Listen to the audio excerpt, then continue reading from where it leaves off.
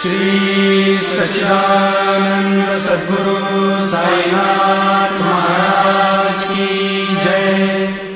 आरती साई बाबा सौख्यदाता जीवा चरण रजतरी द्यावा दासा विसावा भक्ता विसावा। आरती साई बाबा आनंद स्वस्वरूपी आहे रंग मुमुक्ष जनादारी निज डोळा श्रीरंग डोळा श्रीरंग। आरती साई बाबा जयमणी जैसा भाव दया तैसा अनुभव गाविसी दया घना ऐसी तुझी ही माव तुझी ही माव।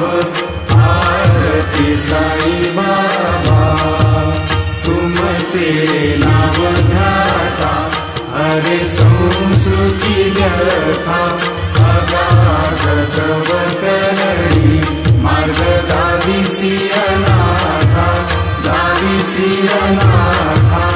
आरती साई बाबा कलियुगी अवतार सगुण पर ब्रह्म साकार अवतीर्ण झाला से स्वामी दत्त दिगंबर दत्त दिगंबर।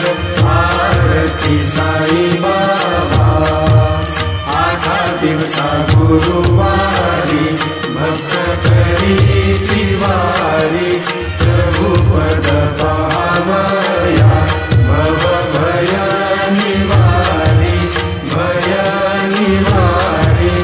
आरती साई बाबा माझा निज द्रव्य देवा तव चरण सेवा मागणे आता तुम्हा देवाधिदेवा देवाधिदेवा। आरती साई बाबा इच्छित दिन चातक निर्मल होय निज सुख पाजावे माधवाया सांभाळ आपुली भाग आपुली भाग। आरती साई बाबा सौख्यदाता जीवा चरण रजतरी द्यावा दासा विसावा भक्ता विसावा। आरती साई बाबा शिर्डी माझे पंढरपूर साई बाबा रमावर बाबा रमावर साई बाबा रमावर। शुद्ध भक्ती चंद्रभागा भाव पुंडलिक जागा पुंडलिक जागा भाव पुंडलिक जागा। याहो याहो अवधे जन करू बाबासी वंदन साईची वंदन करू बाबासी वंदन। गणू म्हणे बाबा साई भाव भाव माझे आई भाव माझे आई भाव भाव माझे आई। गाईल प्रांगण बंधीन चरण डोळ्याने पाहिल रूप तुझे प्रेमे आलिंगन आनंद पूजन भावे उवानिल म्हणे नवा। त्वमेव माता पिता त्वमेव त्वमेव बंधुश्च सखा त्वमेव त्वमेव विद्या गणं त्वमेव त्वमेव सर्वं मम देवदेव। कायेन वाचा मनसेन्द्रियेर्वा बुद्ध्यात्मना वा प्रकृतितो भाव करोमि यद्यत् सकलं परस्मै नारायणाय समर्पयामि। अच्युतं केशवं राम नारायणं कृष्णदामोदरं वासुदेवं हरिं श्रीधरं माधवं गोपिकावल्लभं जानकीनायकं रामचन्द्रं हरे राम राम राम हरे हरे हरे कृष्ण कृष्ण कृष्ण हरे हरे।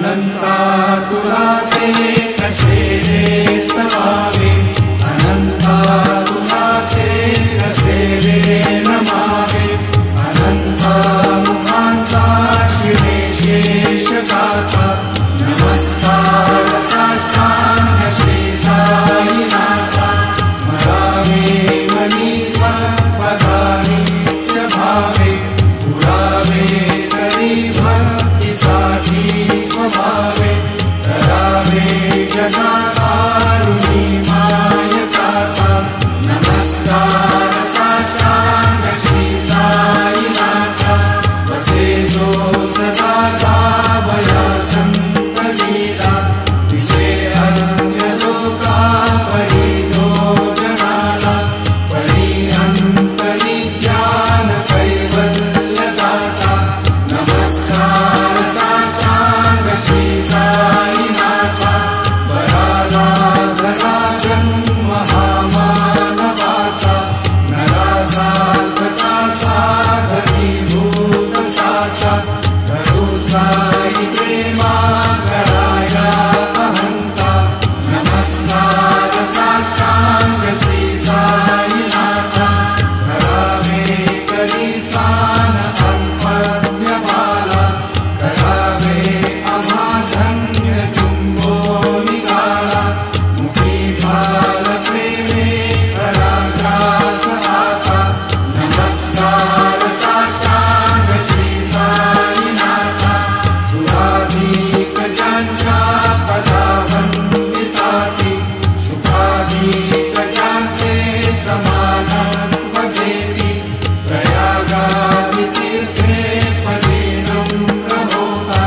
नमस्कार साष्टांग श्री साईनाथा, तुझा ज्या पदा पाहता गोपबाली, सदा रंगली चित स्वरूपी मिळाली, करी रास क्रीडा सवे कृष्णनाथा, नमस्कार साष्टांग श्री साईनाथा, तुला मागतो मागणे एक जावे, करा जोडितो दीन अत्यंत भावे, भवी मोहनी राज हातारी आता, नमस्कार साष्टांग श्री साईनाथा, ऐसा येईवा साई दिगंबरा, अक्षय रूप अवतारा, सर्व हि व्यापक तू, श्रुतिसारा अनुसया त्रिकुमारा,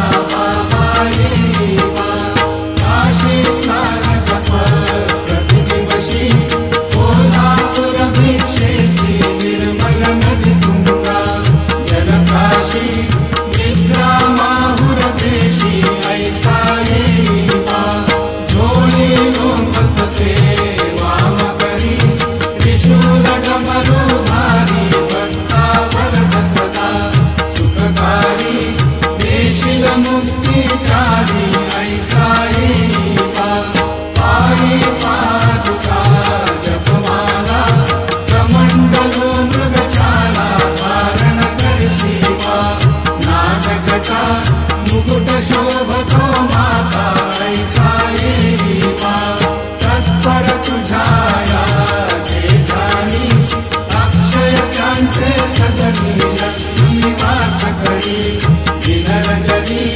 रक्षिसी संकट वारुणी, ऐसा येईवा या परिधान तुझे गुरुराया, दृष्ट करी नयनाया, पूर्णानंद सुखे गीताया, लालिसी हरि गुण गाया, ऐसा येईवा साई दिगंबरा, अक्षय रूप अवतारा, सर्व हि व्यापक तू, श्रुतिसारा अनुसया त्रिकुमारा, बाबा येईवा सदा सत्स्व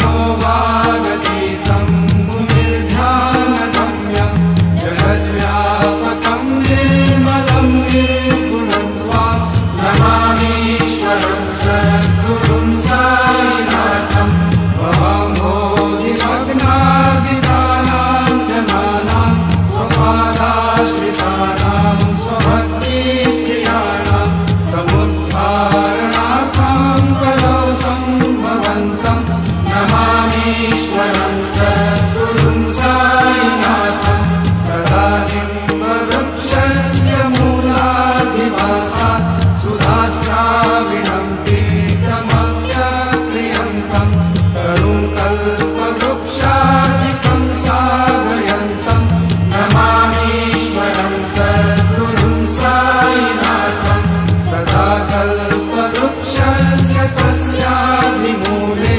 भवद्भावबुद्ध्या सफर्यादिसेवां नृणां दुर्वतां मुक्तिमुक्तिप्रदं तं नमामीश्वरं सद्गुरुं साईनाथं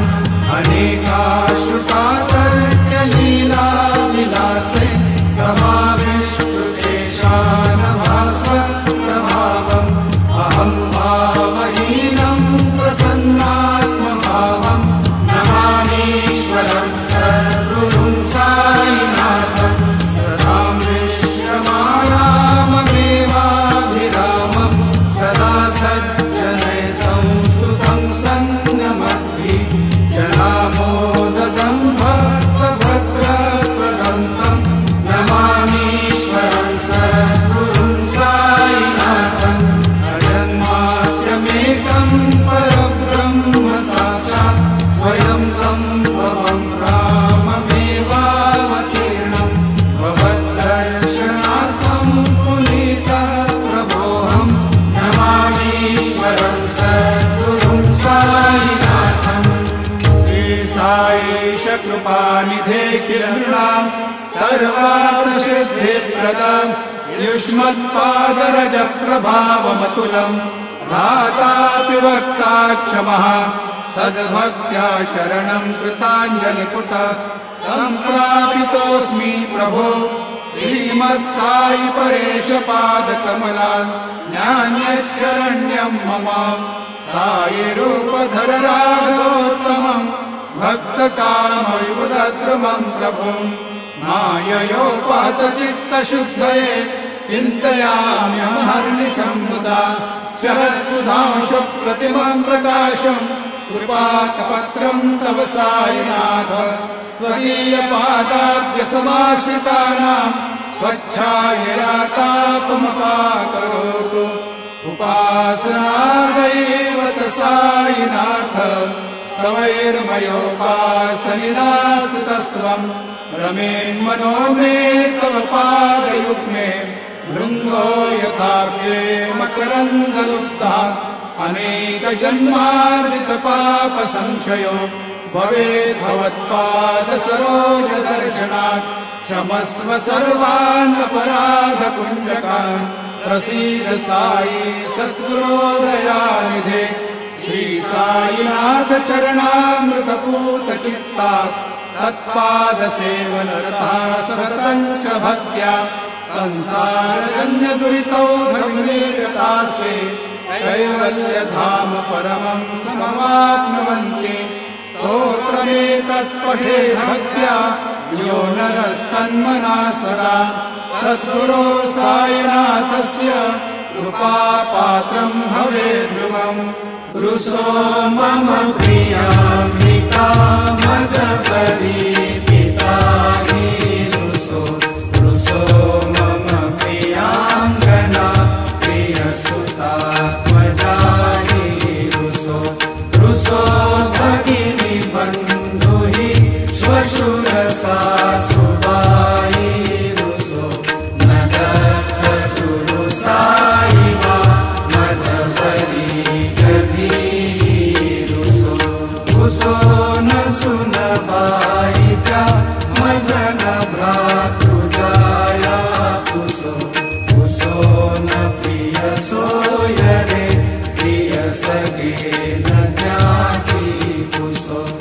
कुसो सुहृदना सखा स्वजनना प्रबन्धु कुसो वरीन गुरु साईबा मजहरी गधी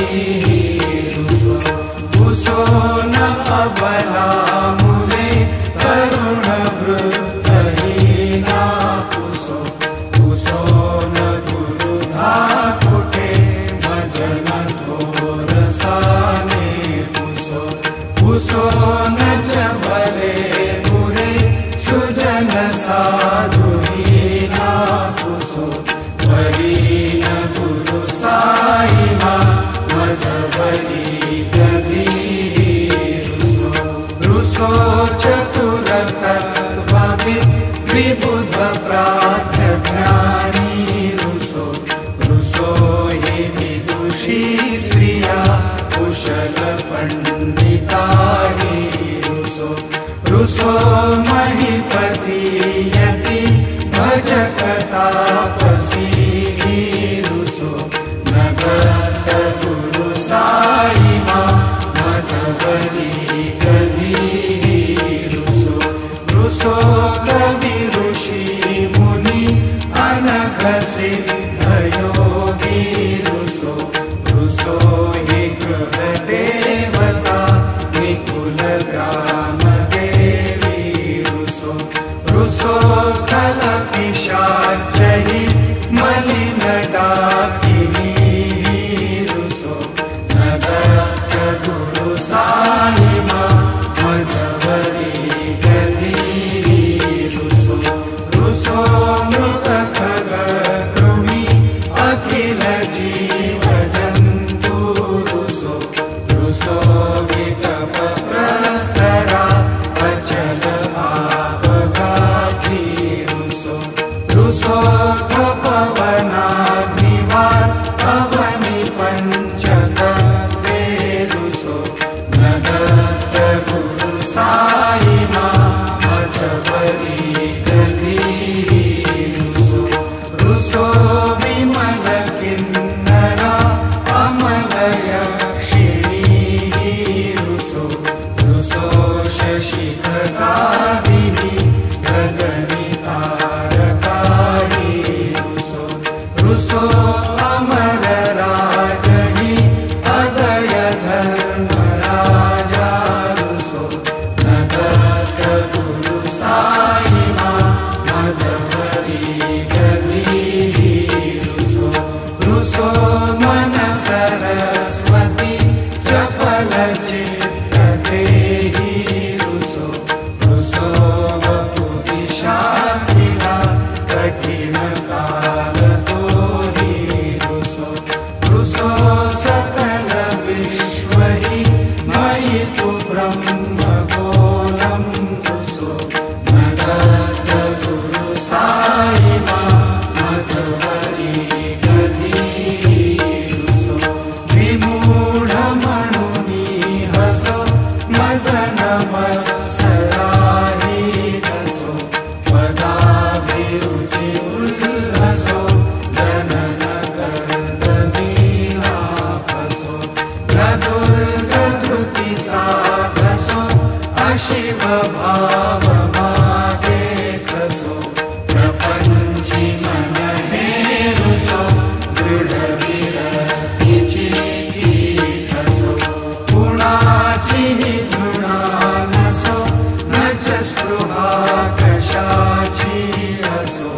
सदैव हृदयी वसो मनसि ध्यानि साई वसो पदे प्रणयवो रसो निखिल दृश्यभावादिसो नगत गुरु साईबा उपरियाचनेना रुसो हरि ओम यज्ञेन यज्ञमयजन्त देवास्तानि धर्माणि प्रथमान्यासन्नम् ते अनाकम् महिमानः सचन्त यत्र पूर्वे साध्या सन्ति देवाः ॐ राजाधिराजाय प्रसय्य साहिने नमो वयं वै श्रवण श्रवणाय कुर्महे समे कामान् कामकामाय मह्यम् कामेश्वरो वै श्रवणो दधातु कुबेराय वै श्रवणाय महाराजाय नमः। ॐ स्वस्ति साम्राज्यं भोज्यं स्वराज्यं वैराज्यं पारमेष्ठ्यं राज्यं महाराज्यमाधिपत्यमयं समन्तपर्याम् ईस्यात् सार्वभौमः सार्वायुषान्तादात् परार्धात् पृथिव्यै समुद्रपर्यन्तायात् एकराळ् तदप्येष श्लोको विहितो मरुतः परिवेष्टारो मरुतस्यापसङ्ग्रहे आवीक्षितस्य कामप्रेर्विश्वे देवाः सभासरैति श्रीनारायण वासुदेवाय सच्चिदानन्द सद्गुरु साईनाथ महाराज की जय। करचरण कृतं वा कायजं कर्मजं वा श्रवणनयनजं वा मानसं वा अपराधं विहितमविहितं वा सर्वमेतत्क्षमस्व। जय जय करुणाब्धे श्री प्रभो साईनाथ श्री सच्चिदानंद सद्गुरु साईनाथ महाराज की जय।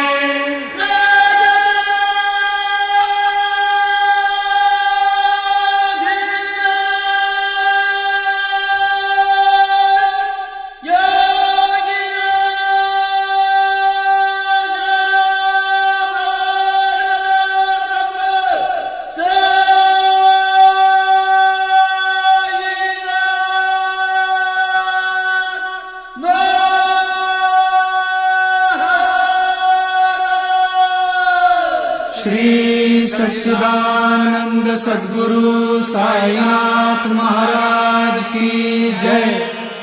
यं ब्रह्मा वरुणेन्द्र रुद्र मरुता स्तुन्वन्ति दिव्यैस्तवैः वेदैः साङ्गपदक्रमोपनिषदैः गायन्ति यं सामगाः ध्यानावस्थित तद्गतेन मनसा पश्यन्ति यं योगिनो यस्यान्तं न विदुः सुरासुरगणा देवाय तस्मै नमः। ज्या ज्या ठिकाणी मन जाय माझे त्या त्या ठिकाणी निज रूप तुझे मीठे वितो मस्तक ज्या ठिकाणी हेठे तुझे सद्गुरु पाय दोणी। सद्गुरु साईनाथ देवताभ्यो नमः। पाद्य पूजनार्थे सकलोपचारार्थे गन्धाक्षतपुष्पै सम्पूज्य अथ नैवेद्यं निवेदयामि। ॐ प्राणाय स्वाहा ॐ अपानाय स्वाहा ॐ व्यानाय स्वाहा ॐ उदानाय स्वाहा ॐ समानाय स्वाहा ॐ ब्रह्मणे नमः। मध्ये पानीयं समर्पयामि पुनर्नैवेद्यं निवेदयामि। ॐ प्राणाय स्वाहा ॐ अपानाय स्वाहा ॐ व्यानाय स्वाहा ॐ उदानाय स्वाहा ॐ समानाय स्वाहा ॐ ब्रह्मणे नमः। सद्गुरु साईनाथ देवताभ्यो नमः। नैवेद्यं समर्पयामि। हस्तप्रक्षालनं समर्पयामि। मुखप्रक्षालनं समर्पयामि। करोद्वर्तनार्थे चन्दनं समर्पयामि। सद्गुरु साईनाथ देवताभ्यो नमः। प्रार्थनापूर्वक नमस्कारं करोमि।